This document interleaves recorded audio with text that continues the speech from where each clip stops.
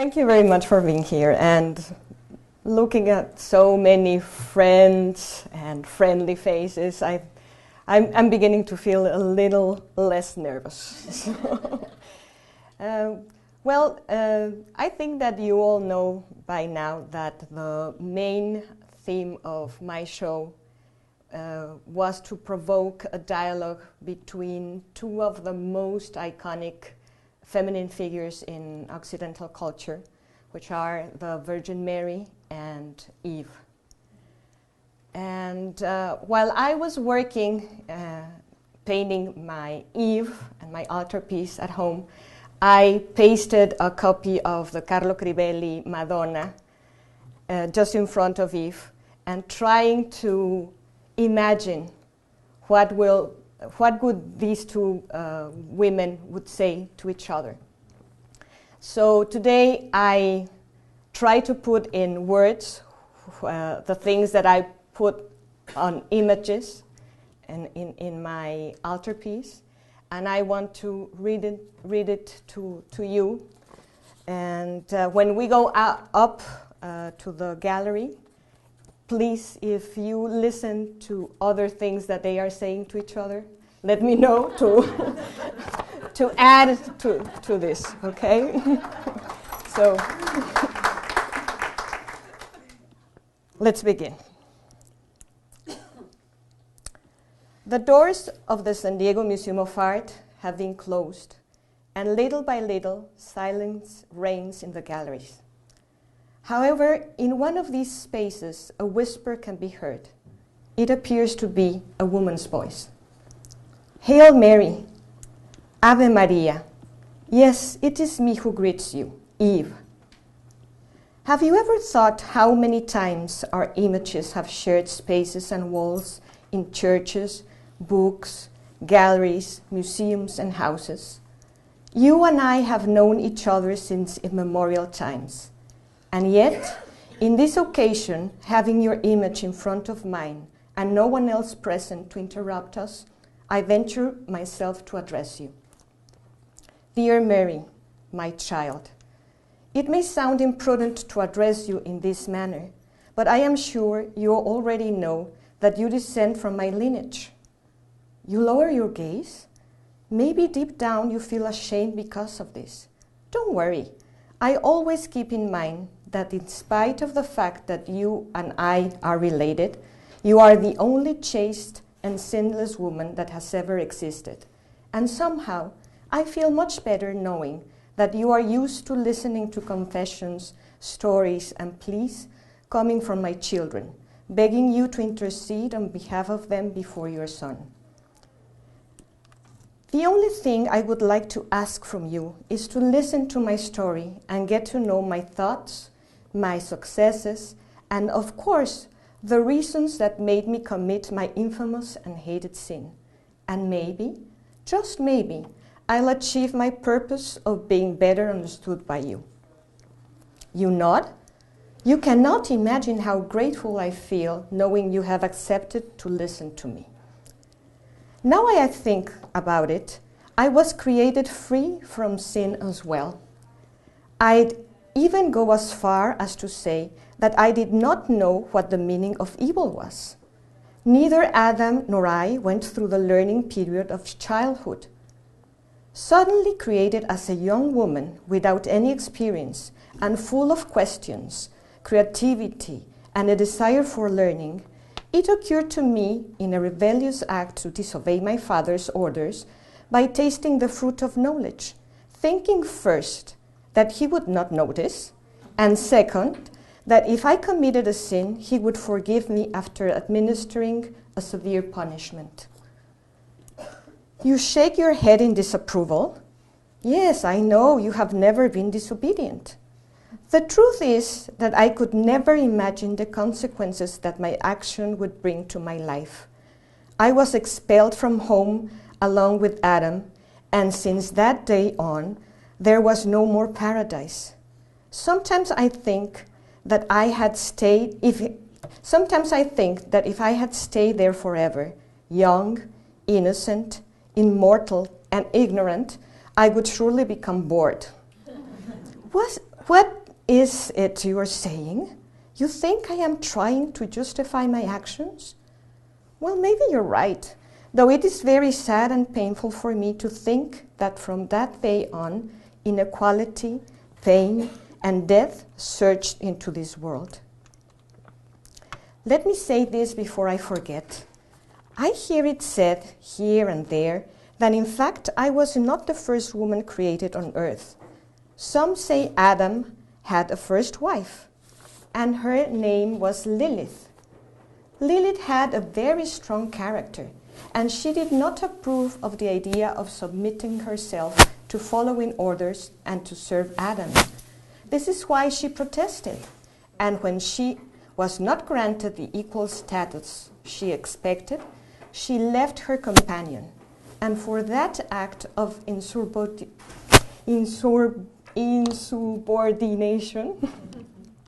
she was punished in horrible ways. She was then transformed into an obscure character, being at times frightful and at others seductive. You say you do not believe in this story and consider it gossip? What I decided to do about this was to appropriate myself of Lilith's personality, and after doing it, I obtained what all humans inherit from me, a bright side and a dark side. My two sides, bright and dark, lead me to bite the apple that contained the seed of knowledge, and convince Adam to bite into the apple as well. Are you trembling, saying you are afraid of that dark side I'm talking about? Yes, I already know you are immaculate, full of light, and there is no way you can live that experience in your own flesh. For us mortals, though, it is something very common and ordinary. The goal is to find a balance. It was very difficult for Adam and me to begin our lives away from paradise. And besides, we had to carry on with the punishment we were inflicted with for our sin. We were ordered to populate the earth, and so I gave birth with pain to each and every child of mine. We had to earn our daily bread with the sweat of our foreheads, and we learned what pain, pleasure, love, sickness, and death meant. When I became a mother, pain did not matter, as the maternal experience in all its plenitude was, and it's worth it. Are you smiling tenderly? I see you're a mother too. In a different way, but still a mother. And you understand what I am talking about. For that reason, I know that you will also understand when I describe to you the immense pain the loss of a child means. You and I experience that terrible tragedy. Are you crying? Please forgive me for bringing tears to your eyes. You know, my son Cain killed his brother Abel out of jealousy. And even after causing me the worst pain I have ever felt in my life, I forgave him with all my heart when he confessed his crime in tears. Who could ever tell me that I would be considered the first woman, mother, and sinner in humankind? The genes of Adam and mine are present in all our descendants. Even you have them. I really love the meaning of my name, Mother of all the living. What an honor. And speaking about apples, have you noticed that the image of an apple is present in both the paintings that portray us in this gallery? Of course, they don't have the same meaning. When the image of an apple is associated with me, it is the symbol of sin. But when it is represented near you, the red fruit becomes a symbol of hope and salvation. Did you know that there are people who call you the new Eve, and they also call your son the new Adam, new and free from the original sin that Adam and I brought to humanity? Daughter of mine, there is something that hurts and bothers me. It is the idea that the responsibility for this sin, this disobedience, is focused on me. And worst of all, it has been made extensive to all women, considering them a seductive, inferior, weak, and capricious gender. You say that you do not wish to listen to a feminist discourse? It is not. I am not a feminist, but I am a woman, and I wish there could be equality in the rights and duties of men and women. The ones that judge us as the guilty ones can be very tough and severe, disregarding the fact that they have also been responsible for failure and for reprehensible acts. Sometimes I feel as if I am always wearing the San Benito or an embroidered scarlet apple on my chest, carved in my body and my heart, so as to never be able to forget my guilt. Are you raising your eyebrows? Well, yes, I do accept the fact that in infringing the laws and mandates of my father, I deserved a punishment. But I have paid and repaid it dearly, and I fear that my children will continue paying for it until the end of time. You say that I am selfish and ungrateful for not praising your son for having made the ultimate sacrifice, dying for all the sins of humanity. Again, it is not what I meant. I want you to think about this. Had I not bitten the apple, I would still be enjoying paradise with Adam for eternity.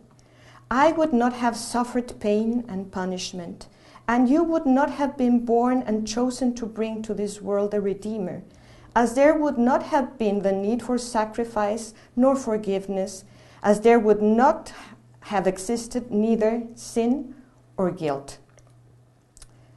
By the way, I have asked myself many times if my act of disobedience was already written in my destiny, or if it was the first time a human being practiced free will by choosing to eat or not to eat from the fruit of knowledge. Between you and me, do you really think that humans have freedom of choosing?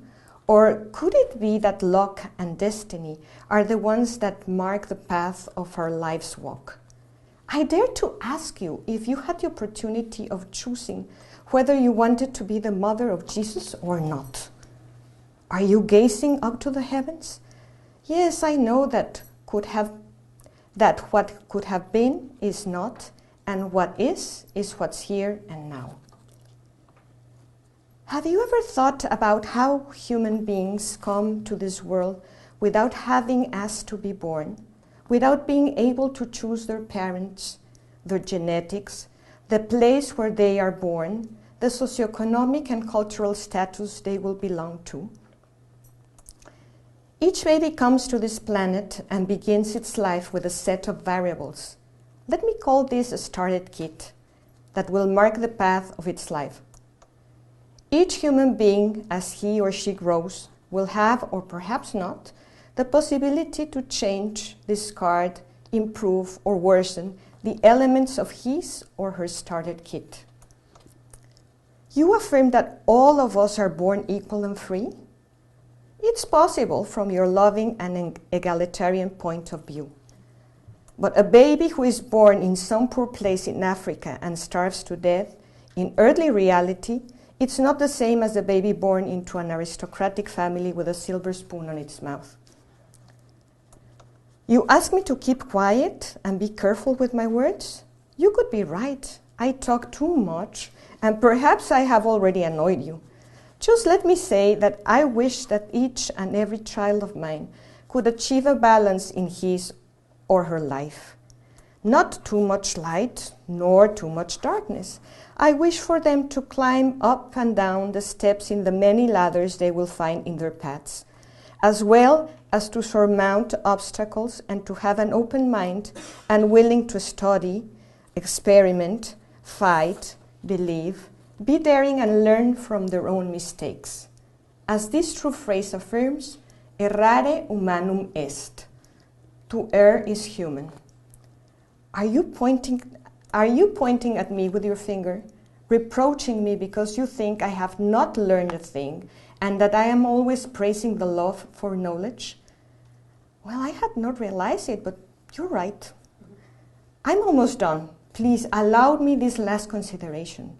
I have witnessed how excesses and extreme situations in any circumstance in life bring problems, pain, crime, inequality, racism, sadness, and hate. I hope I don't scandalize you with the following examples. All I intend to do is illustrate my point. I promise you I will try my best to use the softest and most adequate words I can find for your chaste ears. Although I know in advance that you have heard much worse confessions and pleas from your followers. I see you getting uptight. It would never be my intention to insult you.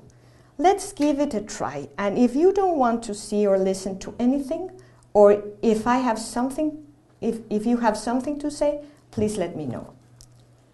For example, have you noticed how there are people who fancy themselves as very charitable when their true purpose in giving something is feeling good about themselves and not caring if what they are giving is what others need? They give what they want to give, not what others need. On the contrary, there are people who are never satisfied with what they have, and they want to possess more and more with the sole purpose of possessing. With great sadness, I have witnessed how my children's minds have become lazier and lazier. They refuse to think by themselves, and they allow someone else to control them with manipulated information. They don't want intellectual challenges, and that is why they prefer to listen, watch, eat, dress, or live the way that the authority has told them to do so, believing that they are unique when in fact they become part of a mass. On the other end, I watch others who work endlessly without a clear purpose, as if they were robots, filling in their time with senseless jobs and activities, sometimes moved by money, prestige, status, or simply just to be part of an alien mechanism, an endless band. I have observed how my children can feel devaluated, depressed, and inferior when they see that their own image do not correspond to the image the authority says is the correct one, beautiful, and the only one acceptable. On the other hand, there are others who become empty shells, devoting their time to cultivate an exterior image that feels beautiful only on the exterior, adjusting themselves to the canons that have been forced upon them, which assure them they must strive to possess as many material things as they possibly can in order to be successful, pretty, and happy. And what do you think of those extremists who end up worshipping any golden calf or anything that glitters? Yes, I noticed that this issue particularly disgusts you. My children can sometimes worship an artist, an athlete, a singer, an actor, a politician, or a member of a royal family just because they believe these individuals to be superior and worth of being admired and revered, simply because someone else told them they are idols. On the opposite side, I see children of mine who despise and hate everyone else who has more than they have, be it beauty, wealth, talent, or power. And they are even willing to go to the point of committing a violent act in order to get rid of those who are the source of their envy. Oh, with these words, I can feel my own wound opening again. I remember Cain and Abel. You cover your ears and blush when talking about sex? I will be quick with this subject, but I have to say it. Sex is a human characteristic that allows the attraction between one sex and the other to flow. It is one aspect present in our entire lives, and it embraces eroticism, emotional bonds, and reproduction. And yet, for many of my children, sex has become something wrong and filthy, sinful, something you might as well erase from human nature. For others, sex can become an obsession, as the only source for obtaining pleasure. Looking at sex from this point of view, it loses its vital essence. You can take your hands off your ears now.